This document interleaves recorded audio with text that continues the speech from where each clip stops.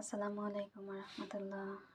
আজকে আমি বার্গার পেটি মানে বান বিফ বার্গার বানাবো। সেটার জন্য পেটি রেডি করব। আমি এখানে নিয়েছি গরুর মাংস 250 গ্রাম, অর্ধেকটা পাউরুটি ভিজে। তারপরে এখানে নিয়েছি আমি মরিচ কুচি, এখানে নিয়েছি পেঁয়াজ কুচি, এখানে ক্যাপসিকাম নিয়েছি অর্ধেকটা করে, ধনিয়া গুঁড়া, জিরা গুঁড়া, লবণ। সবশেষে আমি একটু আদা রসুনের পেস্ট দিয়ে মাখিয়ে নেব। তারপর একটু রেস্টে রেখে দিব 2 ঘন্টার জন্য।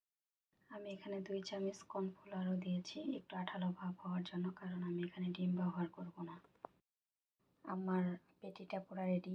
আমি ভাবছিলাম অনেক কম হবে, 4টা বা 5টা হবে, না মাশাল্লাহ 5টা হয়েও ছোট একটা হয়েছে, খুবই সুন্দর। এখন অল্প তেলে এটা ভেজে নিলেই হয়ে গেল।